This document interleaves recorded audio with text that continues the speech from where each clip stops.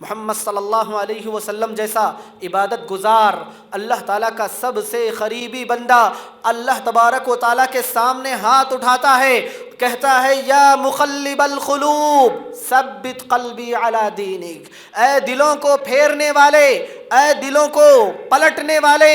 میرے دل کو تیرے دین پر، تیری عبادت پر ثابت قدم رکھ۔ دلوں کے اندھے پن کو دور کرنے کی ضرورت ہے، تبھی چل کر ہمیں اپنی زندگی کا مقصد معلوم ہوگا، تبھی چل کر ہماری زندگی میں، ہماری عبادتوں میں لذت آئے گی، تبھی چل کر ہم اللہ تبارک و تعالیٰ کے قریبی بندے بن پائیں گے۔ اگر ہم اسی طرح غافل دل کی زندگی گزاریں گے، ہم پر کوئی اثر نہیں ہوگا، ہم گناہ بھی کریں گے اور بعض دفعہ سینہ ٹھوک کر گناہ کریں گے، ہم گناہ کریں گے اور گناہ میں اپنی شان سمجھیں گے، گناہ گار زندگی گزاریں گے اور اپنے آپ کو سب سے ڈیفرنٹ محسوس کریں گے۔ یہ دل کی سختی کا سبب ہے، یہ دل کی موت کا سبب ہے کہ آدمی گناہ کرے، گناہ کے بعد اسے اپنی گندی زندگی کا احساس نہ ہو، یہ دل کی موت کا عالم ہے۔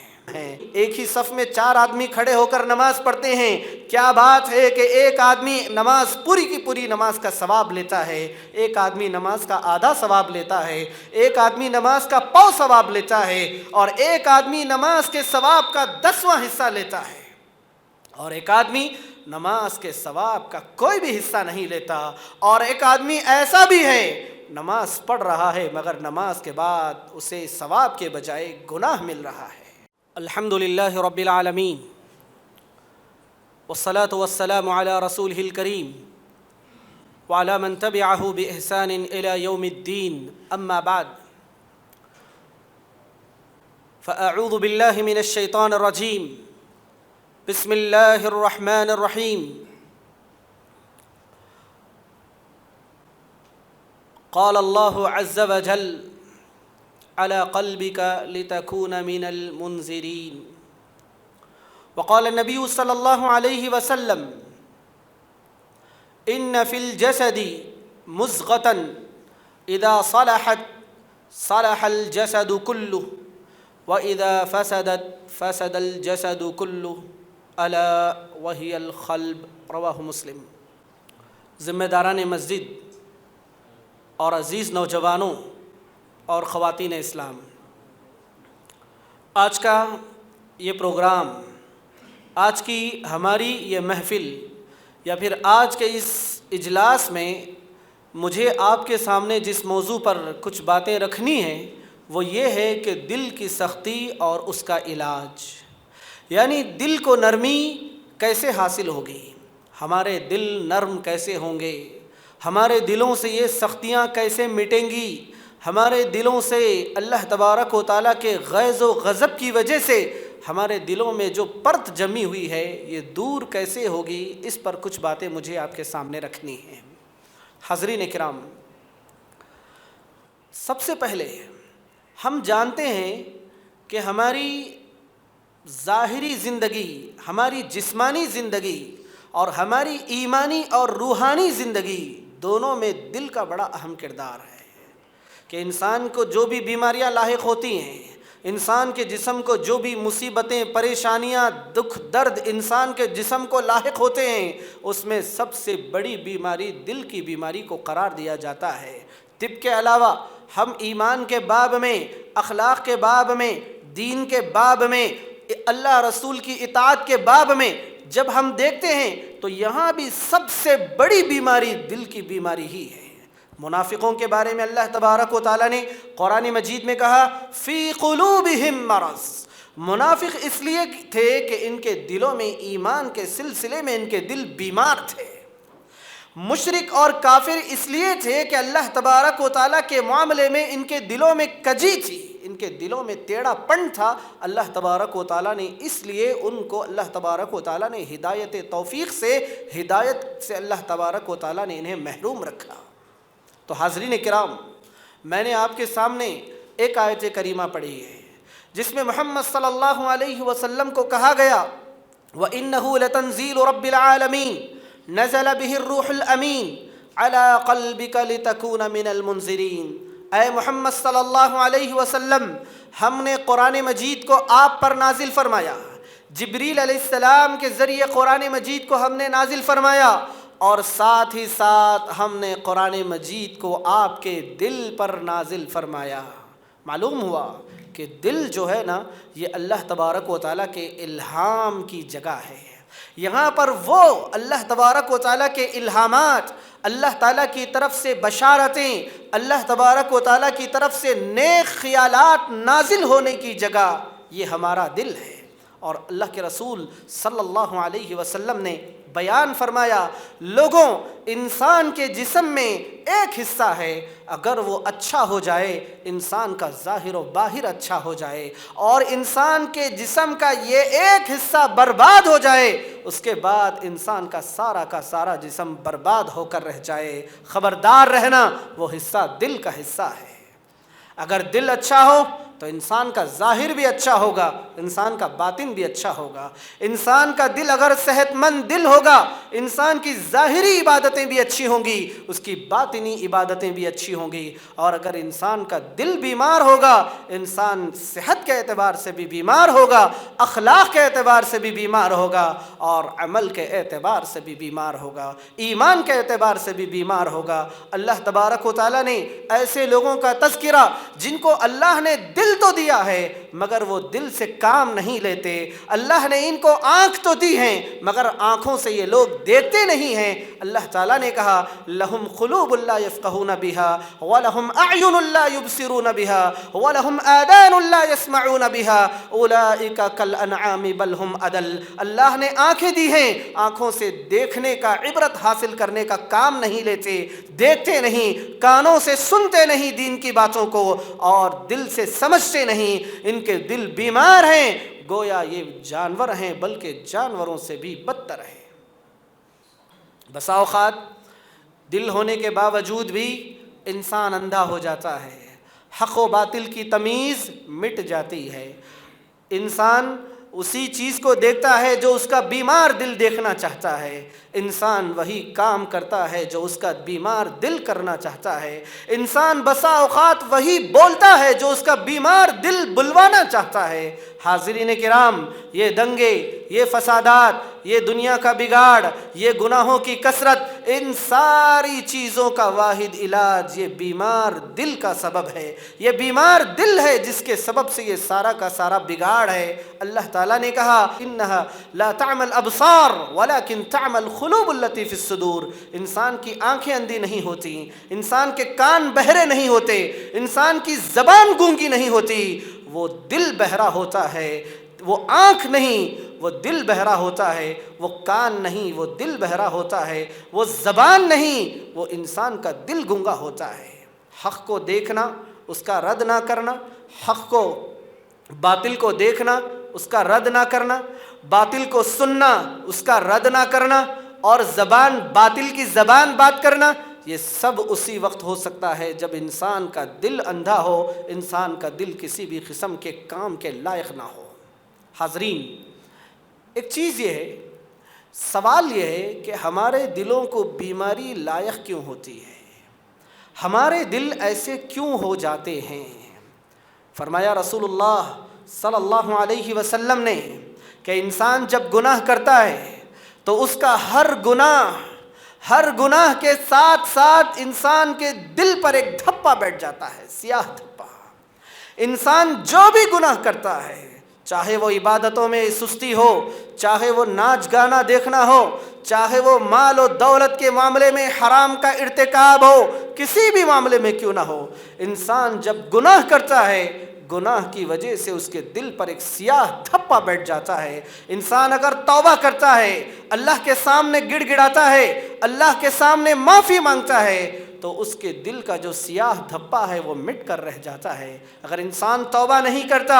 اپنے دل کے سیاہ دھپے کو ایسے ہی رکھتا ہے، ایک اور گناہ کرتا ہے، وہ سیاہی بڑھ جاتی ہے، وہ دل کا کالا پن بڑھ جاتا ہے۔ اور اگر گناہ پر گناہ کرتا گیا، سارا کا سارا دل انسان کا سیاہ ہو جاتا ہے، یہ نصیحت قبول کرنے کے لائق نہیں رہتا۔ اللہ تبارک و تعالیٰ نے کہا، کلا بل ران علی قلوبہم ما کانوا یکسبون، کہ ان لوگوں کے دلوں پر ایک پرت جمی ہوئی ہے، ان کے دلوں پر ان کے گناہوں کا میل ہے جو چڑھا ہوا ہے۔ پھر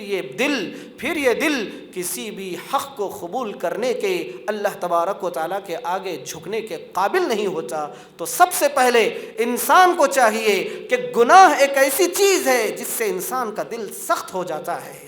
گناہ ایک ایسی چیز ہے جس سے انسان کا دل یوں سمجھیے نڈر ہو جاتا ہے۔ آدمی کے دل میں گناہ کرنے کے ساتھ ساتھ آدمی کے دل میں احساس ہونا چاہیے کہ یہ گناہ مجھے نہیں کرنا چاہیے، مجھے اس سے رکنا چاہیے۔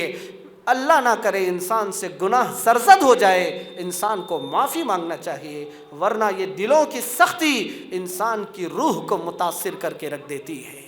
ایک اور چیز، غفلت۔ گناہ پر گناہ ہونے کے باوجود بھی انسان عبادتوں سے غافل رہتا ہے۔ گناہ پر گناہ ہو رہے ہیں اور انسان غفلت کی زندگی گزار رہا ہے۔ دنیاوی زندگی میں، مادی زندگی میں اگر نقصان ہو رہا ہے تو انسان کو احساس ہے، انسان کو احساس ہے کہ میری تنخواہ کم ہو گئی، انسان کو احساس ہے کہ میرا کاروبار پھٹ پڑا ہے، میرا کاروبار کم ہو رہا ہے، کاروبار میں مجھے نقصان ہو رہا ہے۔ مادی چیزوں میں انسان کو احساس ہے، لیکن انسان کو روح کے معاملات میں غفلت کا احساس نہیں ہے۔ اللہ تعالیٰ نے کہا اقترب للناس حسابهم وهم فی غفلۃ معرضون، لوگوں کی قیامت کا، لوگوں کے حساب کا وقت قریب آ چکا ہے، مگر لوگ ہیں کہ غافل پڑے ہوئے ہیں، لوگ منہ موڑے ہوئے ہیں۔ آگے کہا کہ لاہیۃ قلوبہم، ان کے دل ایسے ہیں، ان کے دل غافل ہو چکے ہیں۔ غافل دل، ہماری نمازیں غافل دلوں کے ساتھ ہیں، ہماری عبادتیں غفلت کے ساتھ ہیں۔ ہم نماز تو پڑھتے ہیں لیکن نماز کی لذتوں سے ہم محروم ہیں۔ ایک آدمی، ایک ہی صف میں 4 آدمی کھڑے ہو کر نماز پڑھتے ہیں، کیا بات ہے کہ ایک آدمی نماز پوری کی پوری نماز کا ثواب لیتا ہے، ایک آدمی نماز کا آدھا ثواب لیتا ہے، ایک آدمی نماز کا پاؤ ثواب لیتا ہے، اور ایک آدمی نماز کے ثواب کا 10واں حصہ لیتا ہے، اور ایک آدمی نماز کے ثواب کا کوئی بھی حصہ نہیں لیتا، اور ایک آدمی ایسا بھی ہے نماز پڑھ رہا ہے مگر نماز کے بعد اسے ثواب کے بجائے گناہ مل رہا ہے۔ یہ کیوں؟ یہ دل کی حالت کی وجہ سے ہے، یہ دل کی حالت کی وجہ سے ہے، نماز میں دل کی زندگی کی وجہ سے ہے، یہ نماز میں دل کے خشوع اور خضوع کی وجہ سے ہے کہ دل زندہ ہے، عبادتیں بھی زندہ ہیں، دل مردہ ہیں، عبادتیں بھی فضول رسمیں ہیں۔ مجھے ڈر ہے دل زندہ کہیں تو نہ مر جائے، زندگانی عبارت ہے تیرے جینے سے، زندگی دل کی زندگی سے ہی ہے۔ اگر غفلت کا شکار ہو جائے، اللہ تبارک و تعالیٰ نے یہود و نصارہ کے بارے میں کہا کہ ان کے دلوں پر اللہ تبارک و تعالیٰ نے مہر لگا دی تھی، ان کے دلوں پر غفلت کی پرت جمی ہوئی تھی۔ ختم اللہ علی قلوبہم، اللہ تعالیٰ نے ان کے دلوں پر پرت لگا دی تھی، ان کے دلوں پر اللہ تعالیٰ نے غفلت کی مہر لگا دی تھی۔ دل پر جب اللہ تعالیٰ کی طرف سے مہر لگتی ہے تو دل بیمار ہو جاتا ہے اور دل غافل ہو جاتا ہے۔ دوسرا سبب، تیسرا سبب بتایا گیا، دل اس وجہ سے بھی بیمار ہو جاتا ہے کہ انسان اللہ سے کیے ہوئے وعدے کو پورا نہ کرے۔ میں اور آپ جب مصیبتوں کا شکار ہوتے ہیں، میں اور آپ جب مصیبتوں میں مبتلا ہوتے ہیں، بیماری ہو، پریشانی ہو، رزق کی کمی ہو، اولاد کی کمی ہو، ہمارا کوئی معاملہ ہو، ہمارا کسی سے کچھ جھگڑا ہو، کوئی بھی ہمارا معاملہ ہو، ہم فوراً اللہ تبارک و تعالیٰ کی بارگاہ میں ہاتھ اٹھاتے ہیں، اللہ سے دعا مانگتے ہیں، اللہ تبارک و تعالیٰ سے دعا کرتے ہیں، اور اللہ تعالیٰ سے ہم وعدہ کرتے ہیں کہ پروردگار اب معاف کر دے، دوبارہ یہ نہیں ہوگا، اللہ تعالیٰ مجھے معاف کر دے، میں وعدہ کرتا ہوں دوبارہ نہیں کروں گا۔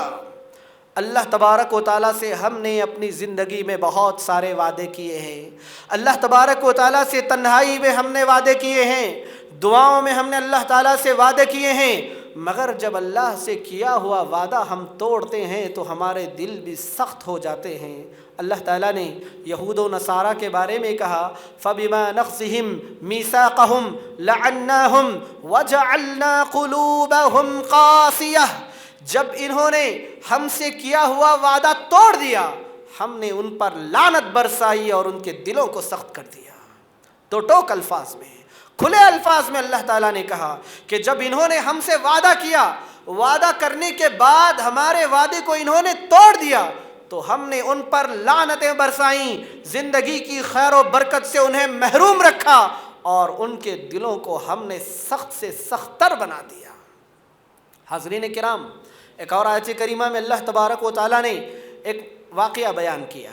وَمِنْهُمْ مَنْ عَاهَدَ اللَّهَ لَئِنْ آتَانَا مِنْ فَضْلِهِ لَنَصَّدَّقَنَّ وَلَنَكُونَنَّ مِنَ الصَّالِحِينَ، کہ ایک آدمی نے اللہ تبارک و تعالیٰ سے دعا کی۔ یہ آپ صلی اللہ علیہ وسلم کے زمانے کا واقعہ ہے، منافقین کا تذکرہ ہے کہ ایک آدمی نے اللہ تبارک و تعالیٰ سے وعدہ کیا، اے اللہ تو مال دے گا تو میں ضرور صدقہ کروں گا، اے اللہ اگر تو مجھے مال دے گا تو میں ضرور صدقہ کروں گا۔ فَلَمَّا آتَاهُم مِّن فَضْلِهِ، مگر اللہ نے جب اس کو اپنے مال سے نوازا، اللہ تعالیٰ نے اس کو اپنے فضل سے مال دیا، بَخِلُوا بِهِ، لوگوں نے اللہ تعالیٰ سے کیا کیا؟ بخیلی کی، اللہ نے دلوں کو سخت کر دیا۔ سورہ توبہ میں آپ پڑھیں گے، سورہ توبہ کے درمیانی حصے میں اللہ تبارک و تعالیٰ نے اللہ سے کیا، ایک آدمی نے وعدہ، اے اللہ اگر تو مال دے گا تو میں صدقہ و خیرات کروں گا، اے اللہ تو معاف کر دے گا تو میں دوبارہ یہ گناہ نہیں کروں گا، اے اللہ میں تجھ سے وعدہ کرتا ہوں کہ میں یہ کام کروں گا، اے اللہ میں تجھ سے وعدہ کرتا ہوں کہ میں ایسا کروں گا ویسا کروں گا۔ اپنی ذاتی زندگی میں اللہ تعالیٰ سے وعدے کیے، مگر جب وعدہ پورا کرنے کی بات آئی، وعدوں کو پورا کرنے کی نوبت آئی تو آدمی اپنی زبان سے مکر گیا اور اپنے وعدے سے مکر گیا۔ اللہ تبارک و تعالیٰ ایسا وعدہ کرنے والے کو، ایسے وعدے کی خلاف ورزی کرنے والے کو اللہ تعالیٰ دل کی سختی کی بیماری سے دوچار کرتا ہے۔ اور آخری بات جس سے انسان کا دل سخت ہو جاتا ہے وہ یہ ہے کہ گزشتہ قوموں کو دیکھ کر عبرت نہ حاصل کرنا۔ قوموں کے اللہ تبارک و تعالیٰ نے قرآن مجید نے قوموں کے قصے بیان کیے۔ قرآن مجید میں اللہ تعالیٰ نے قوموں کے بارے میں بتایا کہ یہ قومیں ایسی تھیں ویسی تھیں، ان کے عذاب کا اللہ تبارک و تعالیٰ نے تذکرہ کیا، مگر پھر بھی آدمی قوموں کا تذکرہ سنتا ہے، قوموں کی بربادی کا سبب دیکھتا ہے، قوموں کی بربادی کے بارے میں پڑھتا ہے، عبرت حاصل نہیں کرتا، سبق حاصل نہیں کرتا،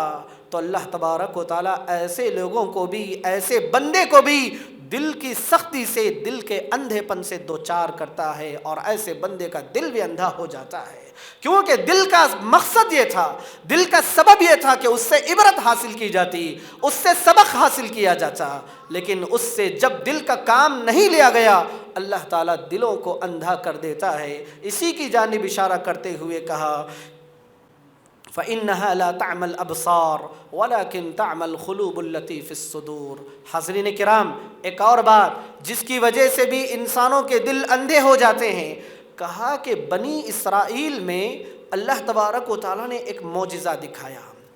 آدمی اللہ کی نشانیوں کو دیکھے، اللہ کی نشانیوں کو آدمی دیکھے، اللہ کی نشانی کو دیکھ کر عبرت حاصل نہ کرے، دیکھے اللہ تبارک و تعالیٰ کیسے کیسے اپنی قدرت کے مظاہر اللہ نے رکھے ہیں۔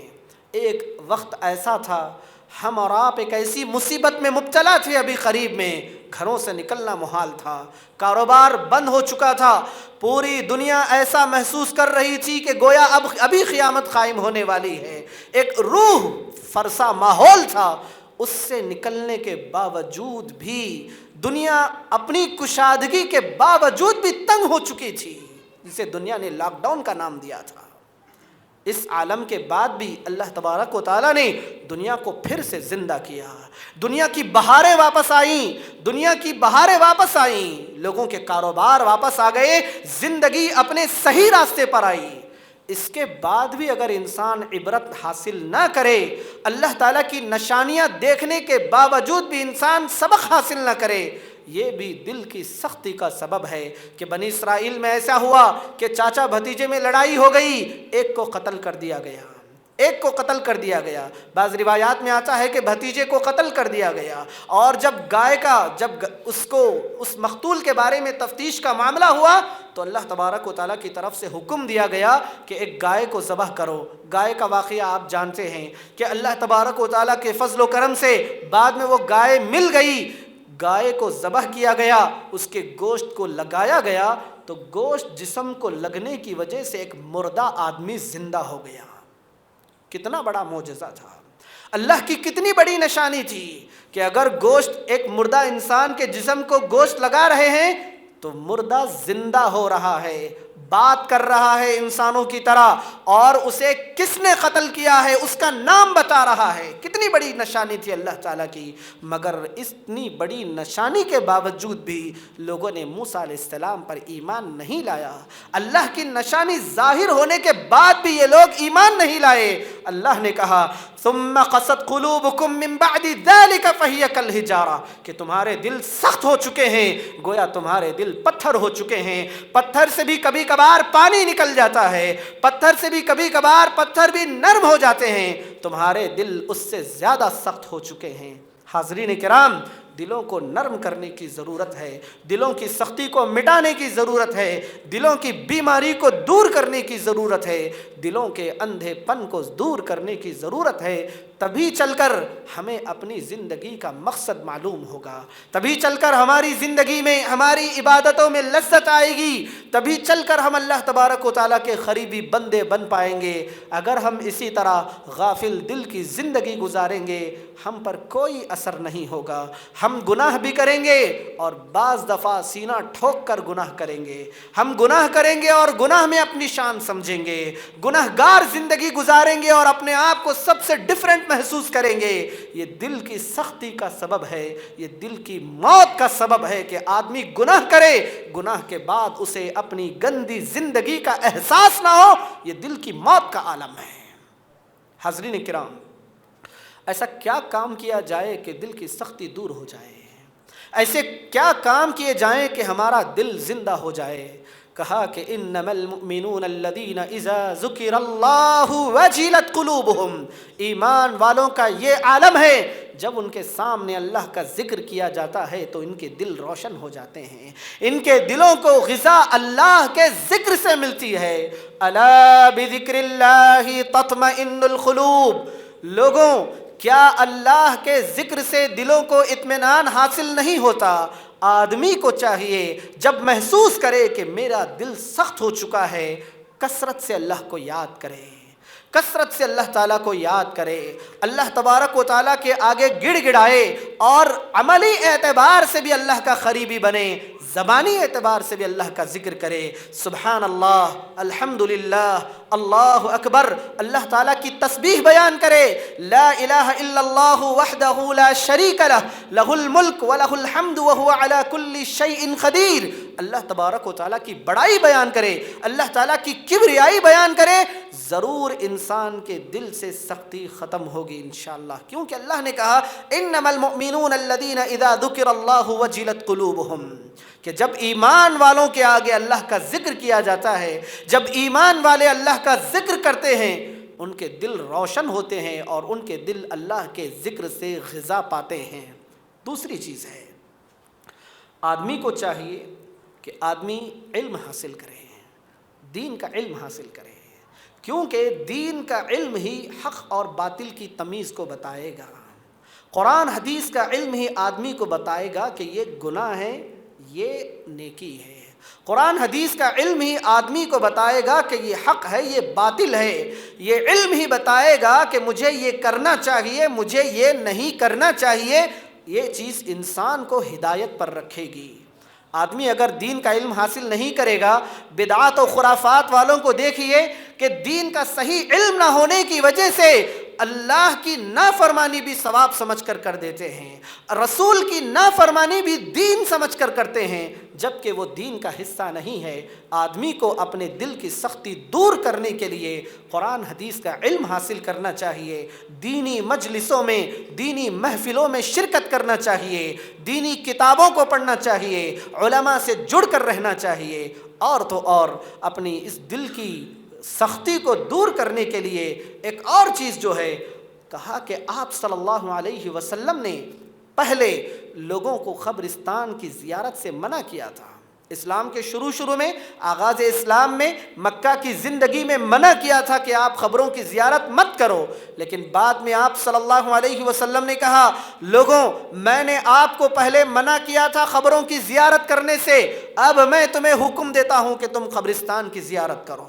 قبروں کی زیارت کرو، قبرستان میں جاؤ اور عبرت حاصل کرو۔ دیکھو کہ آپ کی طرح ایک انسان تھا عبداللہ عبد الرحمن نام کا، جب وہ مر گیا تو مرنے کے ساتھ ہی اس کا عبداللہ عبد الرحمن نام کے بجائے اسے میت کا نام دیا گیا۔ وہ بھی آپ کی طرح بہترین لباس پہننے والا تھا، چن چن کر کپڑا خرید کر لباس پہننے والا تھا، جب مر گیا تو اسے کفن دیا گیا۔ آپ کی طرح بڑے بڑے گھر بنانے والا تھا، جب مر گیا تو قبرستان میں آ کر سو گیا ہے۔ حاضرین کرام، انسان کو قبرستان کی زیارت کرنی چاہیے، اس سے بھی انسان کا دل نرم ہوتا ہے۔ ایک اور چیز، قبرستان کی زیارت کے ساتھ ساتھ اہل علم نے کہا ہے کہ آدمی ہسپتالوں کی بھی زیارت کرے، ہسپتال کی زیارت کرے، وہاں جا کر دیکھے۔ کل یہ تو موت کا عالم تھا، اس سے بھی بڑی تکلیف کا عالم یہ ہے، آدمی کو جینا چاہتا ہے تو نہ زندگی مل رہی ہے، ہسپتالوں میں آدمی مرنا چاہتا ہے تو اسے موت بھی نہیں مل رہی ہے۔ موت اور حیات کی کشمکش میں انسان ہسپتالوں میں زندگی گزار رہا ہے، آدمی کو دیکھنا چاہیے، عبرت حاصل کرنا چاہیے۔ ایک اور چیز یہ ہے، سب سے اہم چیز، آدمی کو اللہ تعالیٰ سے اچھا دل مانگنا چاہیے، اللہ سے مانگنا چاہیے۔ محمد صلی اللہ علیہ وسلم جیسا عبادت گزار، اللہ تعالیٰ کا سب سے قریبی بندہ اللہ تبارک و تعالیٰ کے سامنے ہاتھ اٹھاتا ہے، کہتا ہے یا مقلب القلوب ثبت قلبی علی دینک، اے دلوں کو پھیرنے والے، اے دلوں کو پلٹنے والے، میرے دل کو تیرے دین پر، تیری عبادت پر ثابت قدم رکھ۔ یعنی اللہ تعالیٰ سے دعا کرنا ہے، اے اللہ میرے دل کو دل کی سختی سے بچا لے، اے اللہ میرے دل کو نرم کر دے۔ انسان کو دعا مانگنی چاہیے۔ محمد صلی اللہ علیہ وسلم کی دعاؤں میں سے ایک دعا یہ بھی تھی، اللہم انی اعوذ بک من قلب لا یخشع، اے اللہ مجھے ایسا دل نہیں چاہیے جو تجھ سے نہیں ڈرتا ہو، اے اللہ میں ایسے دل سے پناہ مانگتا ہوں، مجھے نہیں چاہیے ایسا دل جو تیری نافرمانی میں زندگی گزارے، جو تیری ہیبت کے آگے، تیری عظمت کے آگے جو دل نہیں ڈرتا ہے، اے اللہ مجھے وہ علم نہیں چاہیے۔ آدمی کو اللہ تعالیٰ سے دعا مانگنی چاہیے۔ حاضرین کرام، یہ دل انسانی زندگی کا سب سے اہم حصہ ہے۔ آپ دیکھیں گے، آپ نماز پڑھ رہے ہیں، نماز میں خشوع خضوع ہوگا تو ایسا لگے گا کہ واقعی نماز دل سے پڑھی جا رہی ہے۔ آدمی دونوں لوگ بازو جیسا کہ میں نے کہا، کبھی کبھار ایک آدمی ہزاروں روپے خرچ کر کے وہ ثواب نہیں کماتا جو مٹھی بھر پیسہ خرچ کر کے 10 روپے 5 روپے 1 روپیہ خرچ کر کے وہ ثواب کما لیتا ہے۔ کیوں؟ یہ دل کا معاملہ ہے، یہ دل کی عبادت ہے۔ ایمان کے بارے میں بھی کہا گیا کہ ایمان کا مطلب یہ ہے کہ آدمی دل سے دین کی تصدیق کرے اور اس کے ظاہری اعضاء سے عمل کرے، دونوں چیزوں کا نام ایمان ہے۔ اگر دل کی دنیا نہیں ہے، اگر دل زندہ نہیں ہے تو پھر انسان کی عبادتیں بھی فضول رسمیں ہیں۔ اللہ تعالیٰ سے دعا ہے، اللہ تعالیٰ مجھے بھی آپ کو بھی دین پر عمل کرنے کی توفیق عطا فرمائے، ہمارے دلوں کو اللہ تعالیٰ زندگی عطا فرمائے، دل کی سختی سے اللہ ہماری حفاظت فرمائے، اللہ تعالیٰ ہمارے دلوں کو نرم فرمائے اور ہمارے دلوں کو اللہ تبارک و تعالیٰ ہدایت کے، توفیق کے لائق بنائے، اور دل کی جو عبادتیں ہیں، توکل ہے، اخلاص ہے، خشوع خضوع ہے، ان کو انجام دینے کی توفیق عطا فرمائے، دل کی بربادی سے ہماری حفاظت فرمائے، دل کو برباد کرنے والی چیزوں سے میری اور آپ کی حفاظت فرمائے۔ آمین وآخر دعوانا ان الحمد للہ رب العالمین۔ شکریہ، والسلام علیکم ورحمۃ اللہ وبرکاتہ۔